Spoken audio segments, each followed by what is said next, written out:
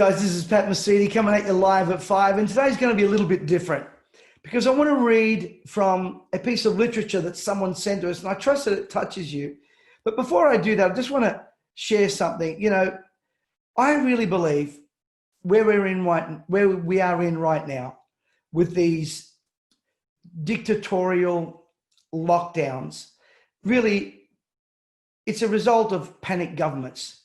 And panic governments impose hard lockdowns in almost a catastrophic cascading rush, forcing people to live virtually in terror. And when that happens, the state becomes stronger and the individuals become weaker. But today I want to encourage you. One of my great friends, Joe Gagliardi, put up a post this morning. I want to read this to you because, and if you could share it, it would really be a great blessing. And this is what he wrote. I grew up in Australia and I went to primary school regardless of the weather, and dinner time was at 6:30 and bedtime was around 8 p.m. Certainly a lot different now. Eating out at his restaurant was a huge deal. That only really happened when it was a birthday or a very special occasion. Fast food was only Friday nights fish and chips, and having a bottle of Coke from the milk bar was a real treat. How many of you remember those days? You used to go down, you take your Coke bottle and you get a 2-3 cents back. I remember those days.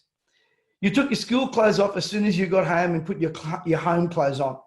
There's no taking or picking up in a car. You walk or rode your bike. You got home, you did your chores and your homework before dinner. A house phone had a cord attached, and there was no such thing as private conversations or mobile phones. We didn't have Foxtel, Stan, Netflix. Initially, we only had 2 channels to watch. And how many of you remember when it was just black and white? We played bull rush, hide and seek, footy, cricket, and sunbaked on our driveways. Staying in the house was a punishment. And the only thing we knew about bored was, you better find something to do before I find it for you. We played music via a record or a tape player. We went to the milk bar for bread and milk, and a lolly was 1 cent or 2 cents for our mates. We ate what mum made for dinner, or we ate nothing at all. And if we didn't eat our vegetables, there was no ice cream. Bottled water was only in restaurants, and we drank from the tap. Now, we've been warned not to drink from the tap. We've been scared. The terrorists are out there injecting fear. We watched cartoons on Saturday mornings and rode our bikes for hours and ran around the neighborhood. We weren't afraid of anything. We played till dark, and sunset was our alarm. If someone had a fight, that was it. And we were friends again a week later, if not sooner. We watched our mouths around our elders because all our aunts and uncles, pas, nannies, and our parents and best friends were extensions of our parents, and you didn't want them telling your parents if you misbehaved, or they would give you something to cry about. We respected the police, firemen, ambulance workers, doctors and nurses, and we never answered back, ever.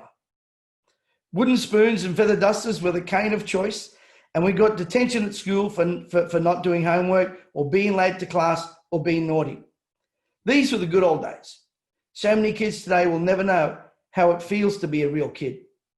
I love my childhood and all the friends I hung around with, the good times. You know, when Joe wrote that, it really moved me. A lot of that aspect of my upbringing wasn't like that. Many of you know my upbringing was probably less than desirable, but then again, it wasn't too bad either.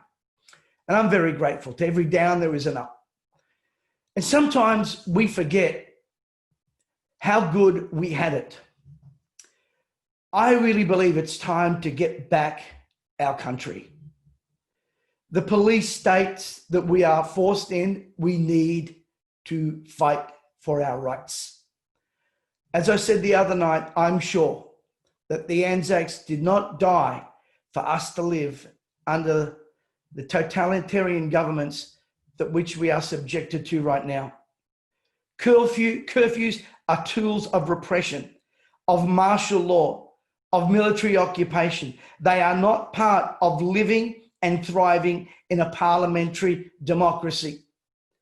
I want to repeat that. Curfews are tools of political repression, of martial law, of military occupation. They are not part of living in a thriving parliamentary democracy.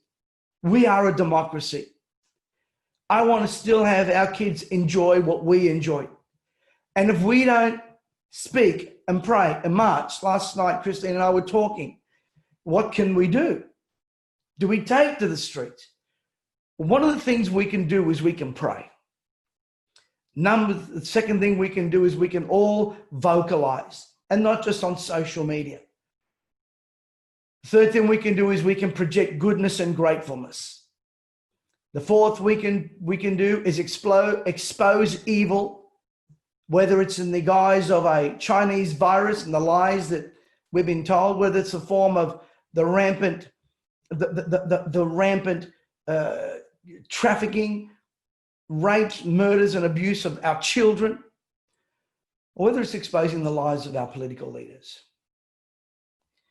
I really believe that if we don't become people of truth, if we don't become the people that love going down to the milk bar, if we don't become the people that were grateful just for 2 channels, if we don't become the people where we don't answer back our parents, if we don't become the people that enjoy going out and sunbaking in the lawn, now that could be pretty scary depending on what you look like.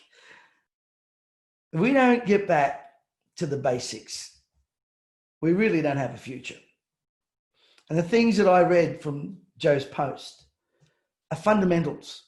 They're fundamentals. The fundamentals of society, the fundamentals of a democratic community, the fundamentals of life, and they are all God-given. Well, I trust today inspires you and warms your heart and lifts your spirit, because I don't certainly want to be a prophet of doom and gloom. I want you to prosper and increase as your souls prosper. We don't need to be people that are living in fear and terror and of this COVID-19 blatant lie. It's a scam. It is a scam.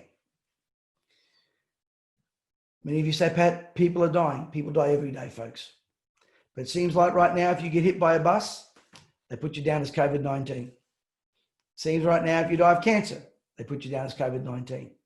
Seems right now, if you walk across the street, fall over of a heart attack, they label you. I believe that there are certain groups of society that are at danger, but I believe that 99.9% are not. And I think it's time we get back to our basics, to our basic rights, to our basic freedoms, and to our nation as we know it, and as we know it has been and could be. Is it perfect? No. But we're going to make it better.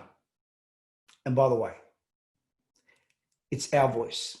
It's our elected official. We are the people. This is Pat Mesiti. See you tomorrow night.